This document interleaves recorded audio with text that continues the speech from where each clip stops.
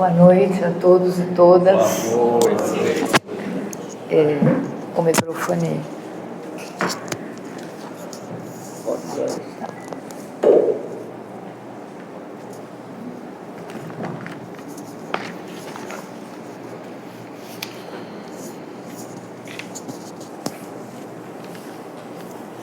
É uma alegria estar aqui novamente nessa casa. Eu nunca tinha vindo à noite aqui, eu venho às tardes, né? E eu me sinto muito bem nessa casa porque eu já trabalhei aqui na Escola Meimei há muitos anos atrás e tenho um respeito e um carinho muito grande por essa casa. Eu ainda era pequenininha, tinha uns 10 anos. Eu tinha uma tia que colaborava aqui e ela que organizava com as amigas esse chá da tarde. Então imagina, se ele não parou em nenhum momento, 60 anos de chá já tem, pelo menos, né? Vamos ao tema de hoje.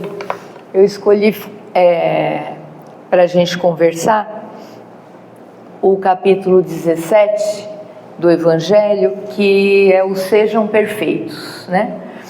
E ele começa assim: Jesus disse: amem os inimigos, façam o bem para aqueles que os odeiam e orem por aqueles que perseguem e caluniam vocês.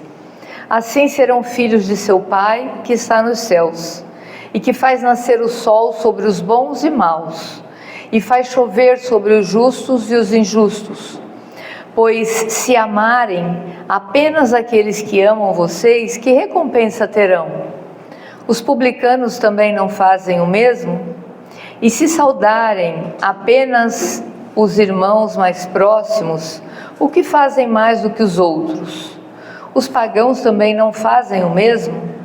Sejam, pois, perfeitos, como seu Pai Celestial é perfeito. E Jesus fala uma verdade muito grande, né, nessa fala aí de Mateus, porque é fácil a gente amar os que estão próximos da gente, aqueles que nos tratam bem, né? É fácil você tolerar aquele que é bonzinho, é fácil você tolerar o erro daqueles que estão próximos, né? A gente é colocado à prova quando a gente está de frente com aqueles que ainda estão se construindo, né? Ainda tem percalços, e muitas vezes aqueles que estão se construindo, que têm percalços, muitas vezes, não sempre, somos nós, né? Nós somos aqueles também que devemos ser tolerados pelos outros, que às vezes ainda não pratica a justiça do jeito que tem que ser. Então, quando a gente fala assim, a gente precisa sempre pensar que às vezes somos nós a pedrinha no sapato de alguém, né? A gente tem pedrinhas no sapato, mas às vezes a pedrinha no sapato de alguém somos nós. Então a gente precisa fazer aquele exercício que Santo Agostinho nos propunha, né? De toda noite, pensar sobre o seu dia, como é que foi, aonde foi que a gente tropeçou, né? Para que no dia seguinte a gente possa retomar algumas coisas e possa voltar atrás. Mas quando ele fala nesse sejam perfeitos como seu Pai Celestial é perfeito, aí a gente fala assim, ser perfeito como o Pai Celestial, ser perfeito como Deus, né? Aí pegaram pesado com a gente, né? Mas assim, a perfeição, ela é muito relativa. E a perfeição absoluta é Deus mesmo, né? Se a gente nunca vai conseguir ser perfeito como Deus, né? Porque Ele é o Pai, Ele é o Criador, nós somos as criaturas. Então Jesus falava num tempo onde os homens eram mais embrutecidos, né? Então ele tinha que fazer algumas figuras para que os homens compreendessem. E ele comparou a perfeição à perfeição do Pai, né? E o Kardec, ele nos fala logo nas primeiras explicações, que o Kardec fala assim, analisando esse trechinho, né? Ninguém será perfeito como Deus, porque Deus possui perfeição absoluta. Ele explica que os homens aos quais Jesus falava à época não podem compreender essas nuances de detalhes. Então ele apresentou um modelo e pediu para que eles se esforçassem o máximo para atingi-lo, né? Então, em que consiste essa perfeição que Jesus nos falou, que Jesus nos pede, né? Ele fala em amar os inimigos, fazer o bem para aqueles que nos odeiam e orar por aqueles que nos perseguem. É um caso difícil, né? Amar os inimigos, fazer o bem para aqueles que nos odeiam e orar para aqueles que nos perseguem. Esse é o caminho da nossa perfeição aqui, como humanos vivendo no planeta Terra, nesse mundo em transição, né? Porque a gente está num mundo em transição. A gente está vendo aí, liga a televisão, a gente já começa a ver que as coisas estão fervendo, né? Porque a gente está fazendo essa passagem, nós estamos num mundo de provas e expiações e estamos passando para um mundo de regeneração. Então, por isso que essa coisa está assim, borbulhando, essas guerras, essas atrocidades que a gente tem visto, né? Porque foi dada aí uma última chance para determinados grupos de espíritos virem, né? E essa chance a gente está vendo que alguns espíritos eles estão recalcitrantes, né? A gente vem recalcitrando há milênios, a gente vem tentando se melhorar há milênios e a gente está vendo que isso aí, mas eu não gostaria de que a gente saísse daqui achando que está tudo muito pior. Não, né? Hoje parece que as coisas pioraram porque as mídias estão aí, né? E elas, em tempo real, a gente sabe o que está acontecendo lá nos Estados Unidos, no Irã, no Iraque, né? A gente fica sabendo rápido demais, né? Em todo ponto do Brasil. Não é que as coisas eram tranquilas, mas demoravam a chegar na gente, né?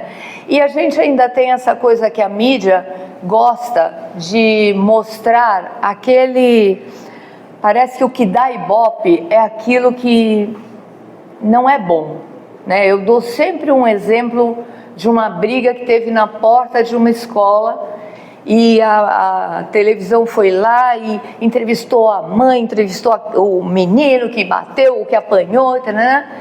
Só que naquele mesmo dia, naquela mesma escola, vocês imaginam quantas coisas boas aconteceram lá dentro? A mídia noticia? Não. E aí a gente fica com essa fotografia e acha que está tudo ruim. E não está.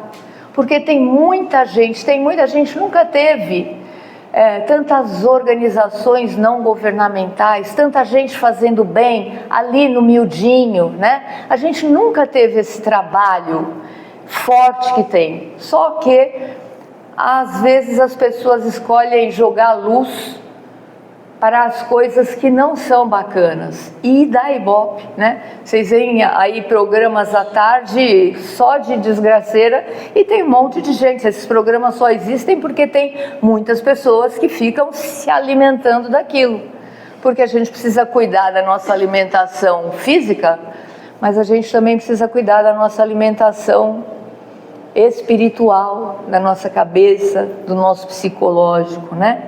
Então, o que a gente pode fazer, né, para essa coisa da perfeição? A gente precisa aproveitar o nosso tempo o máximo. E buscar a perfeição, Deus não quer da gente que a gente seja tudo o máximo do máximo, o melhor orador. A gente não precisa, a gente pode fazer isso no miúdo, né? No miúdo, a gente vai fazer aquilo no nosso círculo de casa, a gente vai praticar a caridade no círculo da nossa casa, né? Muitas vezes respirando e tomando a água da paz que o Chico Xavier indicava, né? Quando alguém falava alguma coisa que tirava, ele falou: toma a água da paz, toma um copo d'água, fica com a água na boca até aquele sentimento se diluindo, né? Ele dizia que essa era a água da paz. Por quê? É ficar de boca fechada quando os ânimos estão em polvorosa, né? É ficar de boca fechada, é repensar. Então, se a gente der 100% da nossa presença, se a gente fizer no nosso trabalho o melhor trabalho que a gente pode, se a gente for como mãe, a melhor mãe que a gente pode, e é a melhor mãe que a gente pode, não é a melhor mãe do mundo, né? Porque a gente, quando exerce a maternidade, a gente vai fazer o melhor que a gente pode, né? O pai também, o melhor. Se a gente estiver fazendo o melhor, se a gente estiver se doando, a gente já está nesse caminho de busca da perfeição, né?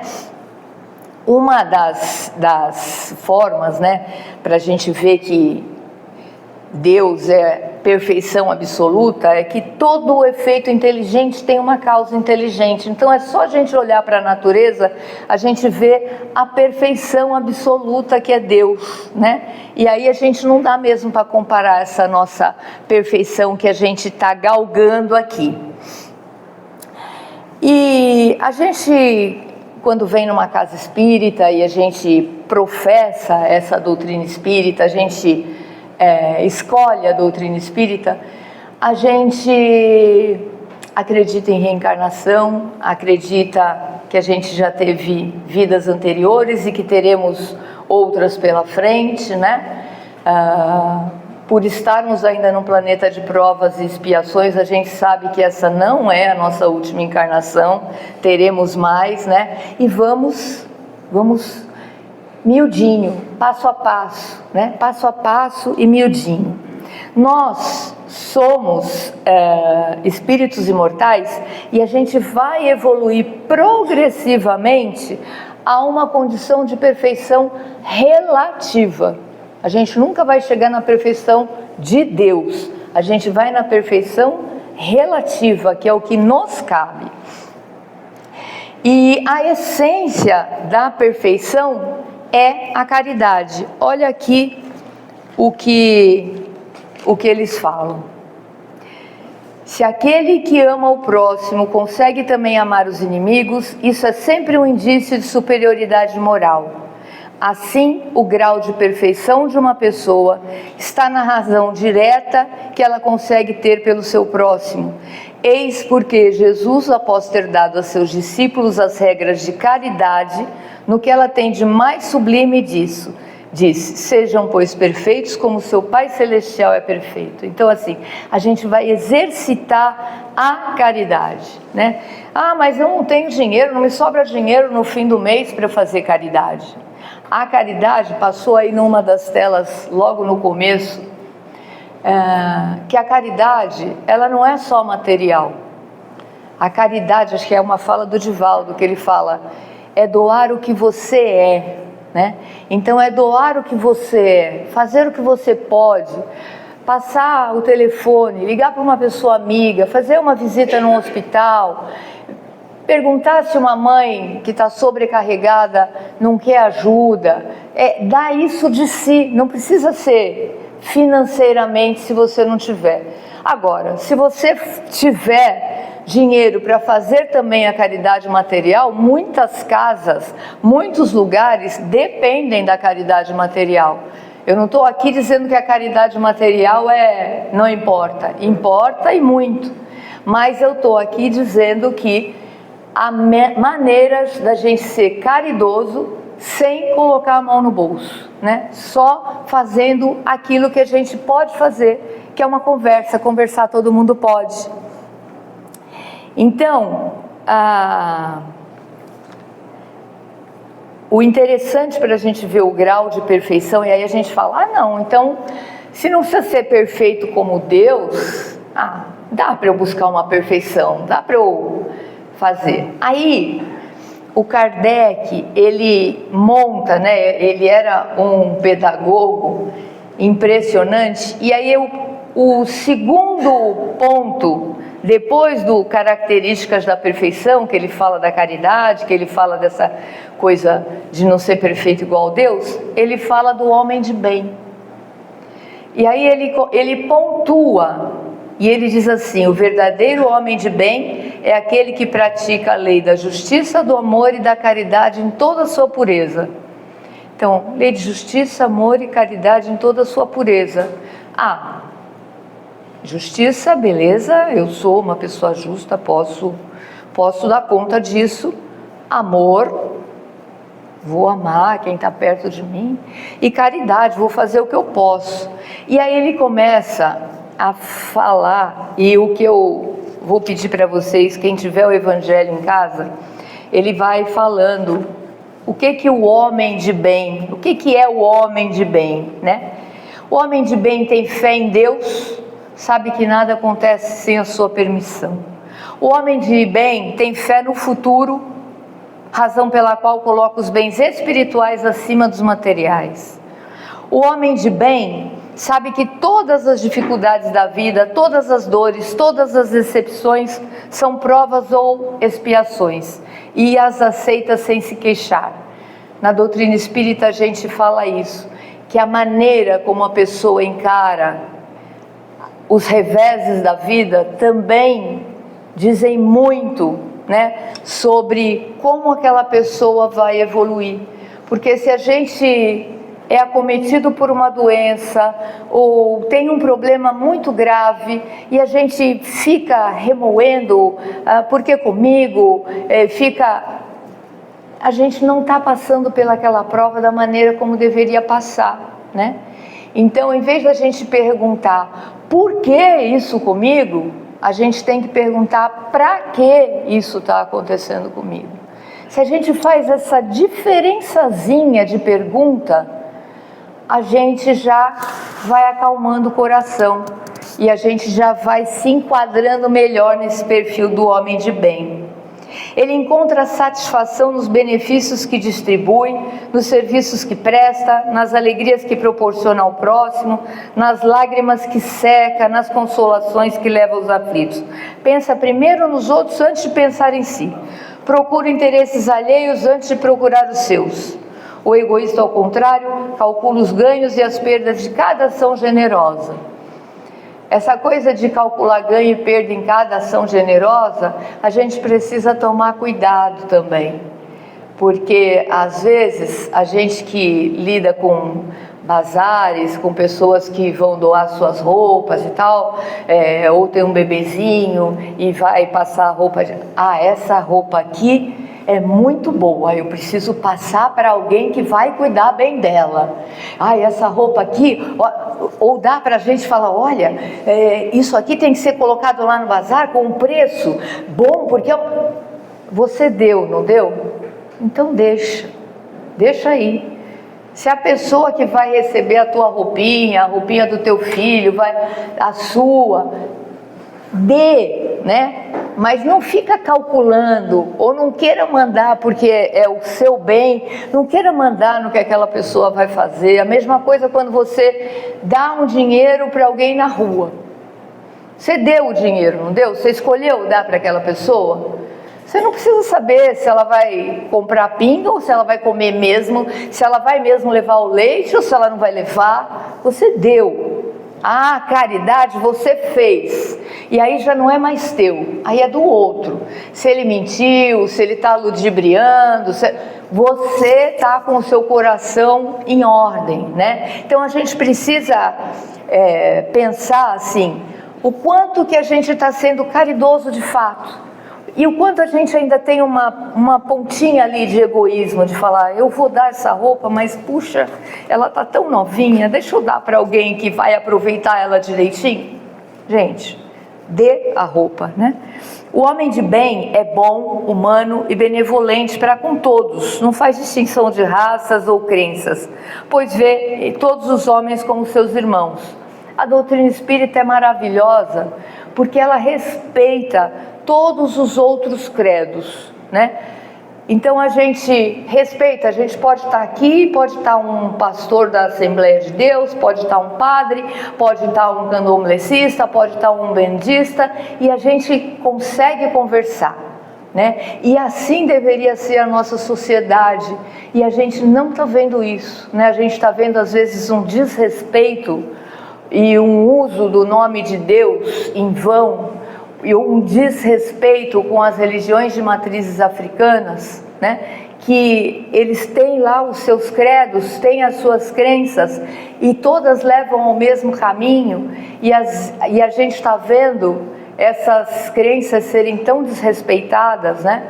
Então a gente precisa cuidar disso. Homem de bem, respeita nos outros todas as convicções sinceras e não amaldiçoa quem não pensa como ele. Difícil nos tempos polarizados que estamos, não é?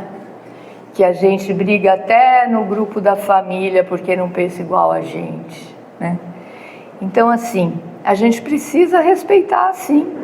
Cada um está numa escala, cada um acredita numa coisa, cada um pensa.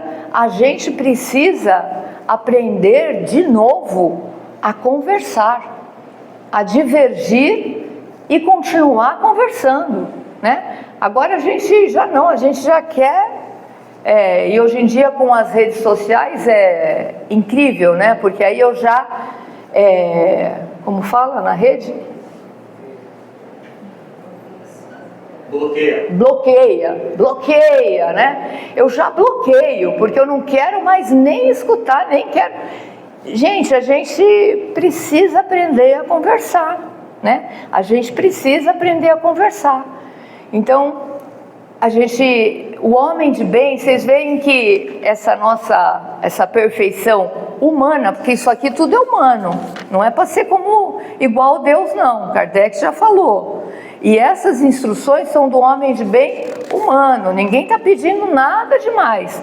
Mas aí quando a gente bate o olho nisso, a gente fala assim, talvez eu precise trabalhar umas coisinhas em mim para chegar nesse homem de bem aí, né?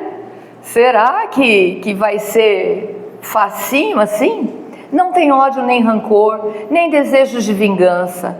A exemplo de Jesus, perdoa e esquece as ofensas, e apenas se lembra dos benefícios, pois sabe que será perdoado assim como perdoou. É tolerante para as fraquezas alheias, porque sabe que ele mesmo tem necessidade de tolerância, e recorda as palavras do Cristo: aquele que tiver sem pecados, atire a primeira pedra. Foi aquilo que eu falei para vocês logo no comecinho, né? Às vezes somos nós que precisamos ser tolerados, né? A gente vai tolerar o outro, mas vocês já pensaram quantas pessoas têm que tolerar esse nosso gêniozinho? Ou será que somos todos anjinhos, né? Falamos nos outros, eu preciso aguentar aquela pessoa. E quem precisa nos aguentar? Né? Porque às vezes a gente acha que a gente é a fina flor da sociedade. E a gente também tem defeito, a gente também está a caminho, a gente também está buscando. Por isso a gente está nesse planeta de provas e expiações. E não tem nenhum santo, né? Ninguém, porque estamos no mesmo planeta, passando pelas mesmas provas e expiações, nesse mesmo mundão tumultuado que está. Então, assim, a gente tem muito que vislumbrar e a gente tem muitas arestas a aparar. E como que a gente apara essas arestas? É no convívio social, né? Como que a gente pode fazer a caridade, que é a mola mestra do ser de perfeitos?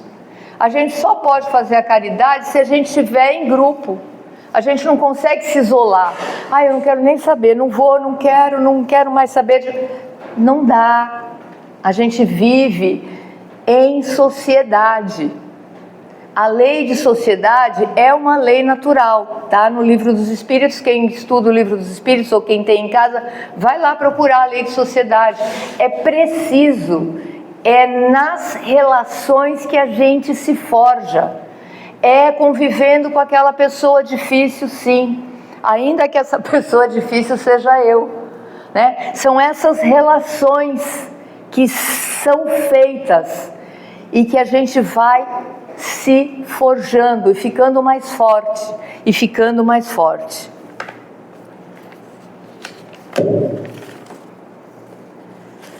Um perigo da busca dessa perfeição é o perfeccionismo. Às vezes a gente fala assim, não vou fazer isso porque não vai sair direito, não consigo ainda, então nem vou fazer. Faça, comece pequenininho e faça. Quando me convidaram a primeira vez para falar numa casa espírita, e já vinham me convidando há um tempo, eu falava, não vou. Deus me livre, me dá dor de barriga, cada palestra aqui, e até hoje me dá. Eu fico o dia inteiro pensando na palestra, eu fico o dia inteiro...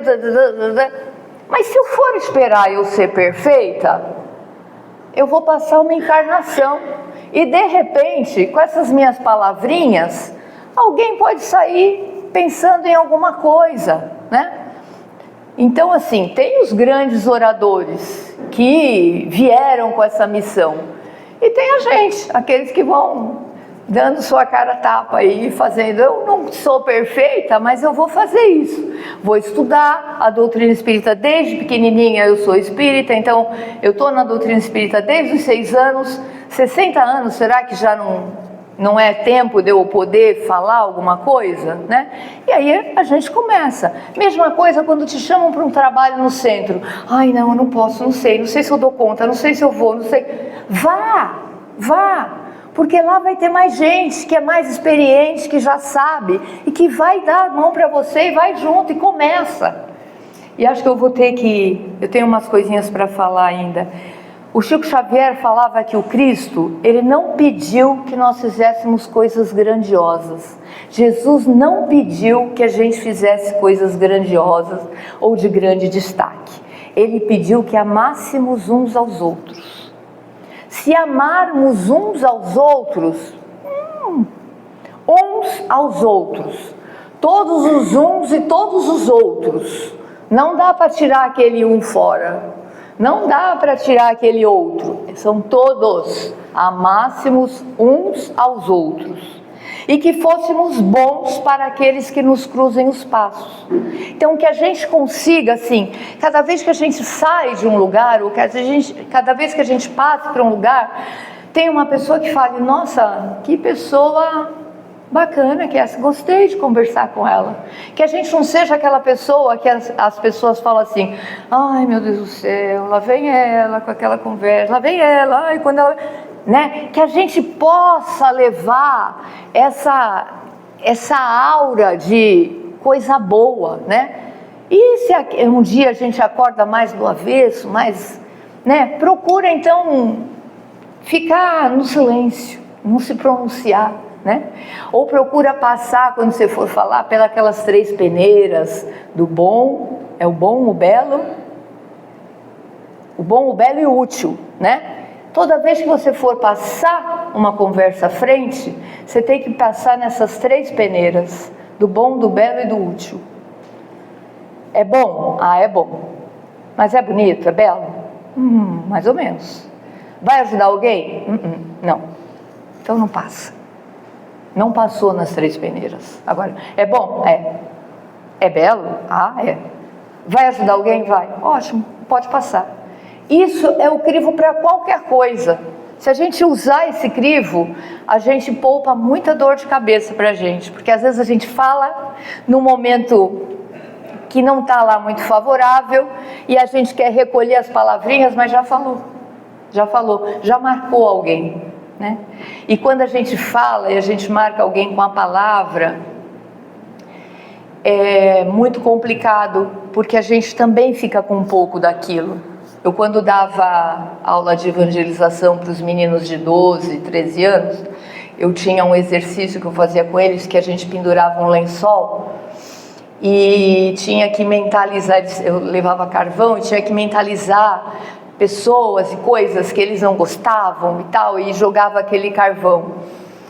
E aí eles, quando eles, no meio da dinâmica, estavam todos empolgados, quando eles terminavam, eles estavam todos sujos de carvão também. E eu falava, a palavra mal falada, ela faz isso com a gente profere e vai, só que a gente também fica marcado por ela. Então a gente precisa tomar cuidado com essa coisa. E não há caridade maior do que uma palavra bem dada, do que um acolhimento que você faça, né? E a principal diferença entre um indivíduo saudável e o chamado perfeccionista é que o perfeccionista não se percebe como um espírito falível e imperfeito, como um ser em construção. Ele não percebe, ele acha que ele tem sempre que ser o máximo. E aí, como ele é perfeccionista, ele vai cobrar do outro também. Ele exige dos que estão à sua volta também perfeição. E não tem perfeito nesse mundo, né? Na Terra, nesse planeta de provas e expiações, não tem. Então, assim, a gente vai fazendo o que a gente pode no nosso humildinho. Para encerrar, eu vou contar uma história do Caicai Balão. Era uma mulher, tinha uma filhinha pequenininha e ela trabalhava num teatro.